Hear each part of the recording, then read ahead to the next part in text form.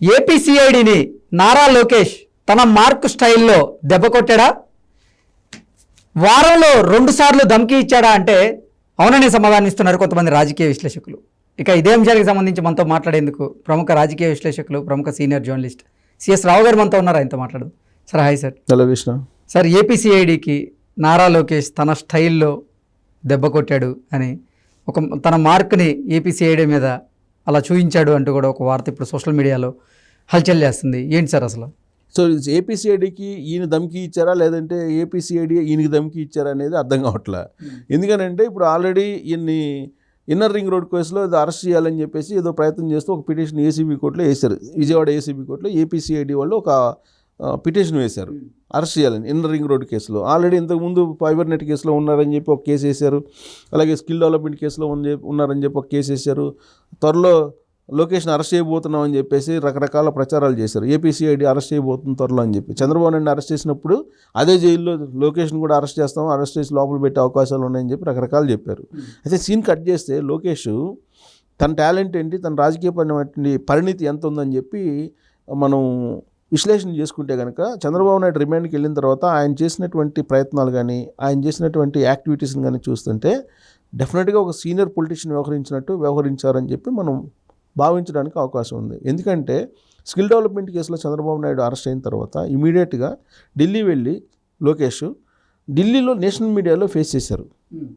Skill development కేసులో నిజాలేంటి అనేదాన్ని national లెవెల్లో బాగా ఎక్స్పోజ్ చేశారు. సో అర్నబ్ గోస్వామి లాంటి వాళ్ళని సీనియర్ జర్నలిస్ట్ని ఫేస్ చేయడం అంటే మామూలు విషయం కాదు. అలాంటి వాళ్ళతోటి ఫేస్ చేసి లోకేష్ మంచి ఇంటర్వ్యూలు ఇచ్చి అసలు స్కిల్ డెవలప్మెంట్లో ఏమీ లేదు, అనవసరమైనటువంటి కేసుని బనాయించారు చంద్రబాబు నాయుడు మీద అనేది ఎలివేట్ చేశారు దేశవ్యాప్తంగా కూడా. ఎలాగో రాష్ట్రంలో ఎలాగో అది ఎలివేట్ అవుతుంది, ఎందుకంటే లోకల్ మీడియా ఉంటుంది కాబట్టి లోకల్ మీడియా దీంట్లో వాస్తవాలు ఏంటి అనేది బయటపెడుతుంది. బట్ నేషనల్ మీడియాలో దేశవ్యాప్తంగా కూడా చంద్రబాబు నాయుడుకు ఉన్నటువంటి ఇమేజ్ ఏమాత్రం తగ్గకుండా లోకేష్ చాలా కీ రోల్ పోషించారు. ఆ తర్వాత అసలు లోకేష్ని అరెస్ట్ చేస్తున్నామని చెప్పేసి వాళ్ళు ఏపీసీఐడి రకరకాలుగా చెప్పడం జరిగింది. ఆ సందర్భంగా ఢిల్లీ కూడా వెళ్ళారు. ఏపీసీఐడి ఢిల్లీకి కూడా వెళ్ళి ఆయనకు నోటీసులు కూడా ఇచ్చి రావడం జరిగింది. ఆ సందర్భంగా వాళ్ళని కూర్చోబెట్టి కాఫీలు ఇచ్చి పంపించారు. అది పెద్ద న్యూస్ అయింది. సో ఆ తర్వాత అసలు లోకేష్ రాడు, ఆంధ్రప్రదేశ్కి రారు, ఆంధ్రప్రదేశ్కి వస్తే అరెస్ట్ చేస్తాడు, అందుకే ఢిల్లీలో ఉండిపోయారు అది ఇది అని చెప్పి మాట్లాడారు. సరే, సీన్ కట్ చేస్తే ఆయన ఆంధ్రప్రదేశ్ వచ్చారు. ఆంధ్రప్రదేశ్ వచ్చి ఆయన పాదయాత్ర చేశారు. పాదయాత్ర చేసి విజయోత్సవ సభ కూడా జరుపుకున్నారు.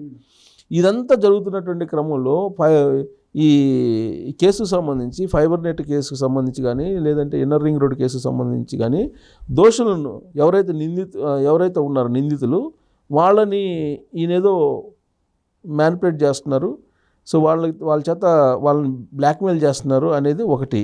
ఇంకోటి ఏంటంటే రెడ్ డైరీ అనేది విజయోత్సవ సభలో రెడ్ డైరీ అనే ఒకదాన్ని చంద్రబాబు నాయుడుకి అందజేశారు. చంద్రబాబు నాయుడుకి అందజేసిన సందర్భంగా ఆ రెడ్ డైరీలో ఎవరెవరి పేర్లు ఉన్నాయి అనేది ఒక పెద్ద చర్చ నడిచింది. ఆ రెడ్ డైరీలో ఉండేటువంటి పేర్లు ఎవరి ఉంటాయి? సహజంగా ఏపీసీఐడికి సంబంధించినటువంటి వాళ్ళు ప్రధానంగా ఉంటాయి, డెఫినెట్గా ఉంటాయి కదా. అలాగే జిల్లాలకు సంబంధించిన కానిస్టేబుల్ నుంచి రకరకాల క్యాడర్లో ఎవరైతే తెలుగుదేశం పార్టీ కార్యకర్తలు కానీ తెలుగుదేశం పార్టీ లీడర్లు కానీ ఇబ్బందులు పెట్టారో, చట్టానికి విరుద్ధంగా ఇబ్బందులు పెట్టారో వాళ్ళందరి పేర్లు సహజంగా ఉంటాయి. దాంతోపాటు ఏపీసీఐడికి సంబంధించిన సునీల్ది కానీ లేదంటే సంజయ్ది కానీ వీళ్ళది కూడా సహజంగా ఉంటాయి.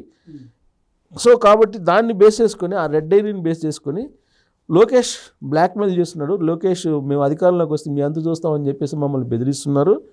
బెదిరించి ఆయన కొన్ని సాక్ష్యాలను కూడా కేసులు కూడా తప్పుదావ పట్టించే అవకాశం ఉంది. కాబట్టి లోకేష్ని మేము అరెస్ట్ చేస్తామని చెప్పి ఒక పిటిషన్ వేశారు మన ఏసీబీ కోర్టులో.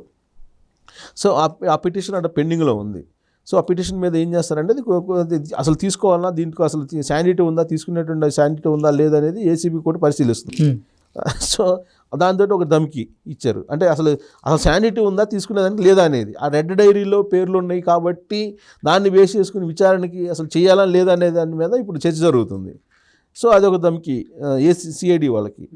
సో ఇంకోటి ఏంటంటే ఇప్పుడు ఎన్ఆర్ఐ ఉన్నాడు కదా, ఎన్ఆర్ఐ అరెస్ట్ అయ్యారు. ఎన్ఆర్ఐ యష్ దాన్ని ఎప్పటికప్పుడు ఐడెంటిఫై చేస్తూ ఆయన మీద సుమోటోగా ఒక కేసు కూడా బుక్ చేశారు. బుక్ చేసినటువంటి సందర్భంగా ఎప్పటి కేసో అది. ఏపీసీఐడి వాళ్ళు ఏంటి, అతను అమెరికా నుంచి వచ్చినటువంటి విషయాన్ని ఎలా తెలుసుకున్నారో కానీ శంషాబాద్ ఎయిర్పోర్ట్లో దిగంగానే అతను అరెస్ట్ చేశారు. అంటే ఇక్కడ కొన్ని అనుమానాలు ఉన్నాయి. మొన్నటి వరకు ఏమనుకున్నామంటే రేవంత్ రెడ్డి ముఖ్యమంత్రి అయిన తర్వాత తెలంగాణ పోలీసులు ఆంధ్రప్రదేశ్ పోలీసుని ఎంటర్ కానివ్వరు, ఎంటర్ అయ్యే అవకాశం లేదు, కాబట్టి ఇక నుంచి తెలుగుదేశం పార్టీ వాళ్ళు ఫ్రీగా తెలంగాణలో ఉండొచ్చు అనేది ఒకటి. అంతకుముందు ఏంటంటే జగన్మోహన్ రెడ్డి అలాగే కేసీఆర్ ఇద్దరు ఒకటే కాబట్టి తెలంగాణ ఆంధ్ర పోలీసులు ఒకటయ్యి ఇప్పుడు రఘురామకృష్ణరాజు లాంటి వాళ్ళని అరెస్ట్ చేయించారు. అలాంటి పరిణామాలు ఈసారి ఉండకపోవచ్చు అని చెప్పి అనుకున్నారు. కానీ ఇప్పుడు ఎన్ఆర్ఐ యష్ని అరెస్ట్ చేసిన తర్వాత తెలంగాణ పోలీసులు ఇప్పటికి కూడా సహకారం అందిస్తున్నారు ఆంధ్రప్రదేశ్ పోలీసులకి అనేది అర్థమవుతుంది.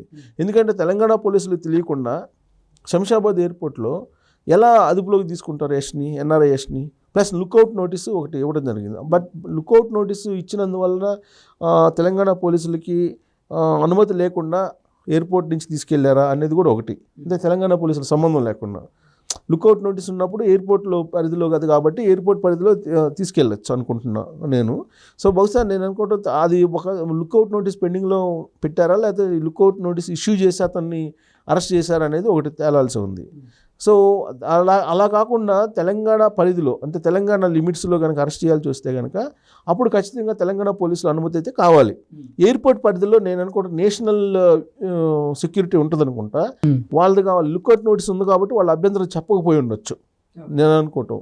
సో కాబట్టి ఇక్కడ తెలంగాణ పోలీసుల సహకారం ఉందా లేదా అనేది ఒక సందేహం, క్లారిటీ లేనటువంటి పరిస్థితి. సో ఇక యష్ను అరెస్ట్ చేసిన తర్వాత లోకేష్ చాలా క్లియర్గా ట్వీట్ చేశాడు. ట్వీట్ చేసి ఇంకుండేది 100 రోజులు జగన్మోహన్ రెడ్డికి, ఈ 100 రోజులైనా కరెక్ట్గా ఉండు. సో ఎన్ఆర్ఐ వచ్చి శంషాబాద్లో దిగంగానే ఏపీసీఐడీపై అరెస్ట్ చేయటం ఏంటి అని చెప్పి చాలా సీరియస్గా రియాక్ట్ అయ్యారు. ఇమీడియట్గా కోర్టులో వేయటం జరిగింది పిటిషన్ వేయగానే అతనికి కోర్టులో పిటిషన్ వేశారు. తర్వాత ఆయనకి విడుదల చేశారు కూడా, వెంటనే విడుదల చేయటం జరిగింది కూడా. సో ఇది కూడా ఏపీసీఐడికి వెంటనే విడుదల చేసేటువంటి పరిస్థితులు లోకేష్ తీసుకొచ్చాడు. మేమంతా అండగా ఉంటాం, తెలుగుదేశం పార్టీ అండగా ఉంటాం అని చెప్పి అతను తీసుకుని అంటే అతను పర్సనల్గా తీసుకొని అతనికి యష్ అనే అతనికి అండగా నిలబడి బట్టి ఏపీసీఐడి వాళ్ళు అతన్ని జైల్లో పంపించకుండా ఇమీడియట్గా అతన్ని వదిలేటువంటి సిచ్యువేషన్ని క్రియేట్ చేశారు. ఇది కూడా ఒక ధమ్కి ఏపీసీఐడికి. యాక్చువల్గా అతను వచ్చింది వాళ్ళ మదర్కి బాగలేదని చెప్పి వచ్చారు. వాళ్ళ మదర్కి బాగలేదని చెప్పి వస్తే వాళ్ళ మదర్ దగ్గరికి పోనీయకుండా ఎమ్మెల్యే అరెస్ట్ చేసేసి వాళ్ళు ఆంధ్రప్రదేశ్కి తీసుకెళ్తారు పోలీసులు, ఏపీ పోలీసులు. అది ఎంతవరకు కరెక్ట్? లుకౌట్ నోటీసులు ఇష్యూ చేస్తారు.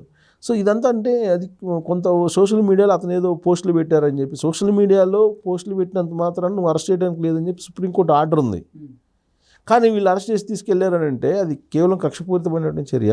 సో ఇమీడియట్గా బెయిల్ వచ్చింది. ఆయన ఇప్పుడు అంటే బెయిల్ మీన్స్ జైలు నుంచి బయటకు, పోలీస్ కస్టడీ నుంచి బయటకు వచ్చేసారు, ఫ్రీగా ఉన్నారు. ఇది కేవలం లోకేష్ తీసుకున్నటువంటి ఇనిషియేషన్ కారణంగానే ఇది సాధ్యమైంది అనేది ఇప్పుడు చెప్పుకోవచ్చు. ఇది ఏపీసీఐడికి ఇంకోటి అనుకోవచ్చు, ఇంకో ధమ్కి ఇచ్చాడు లోకేష్ అని చెప్పి మనం భావించవచ్చు. Okay sir, thank you.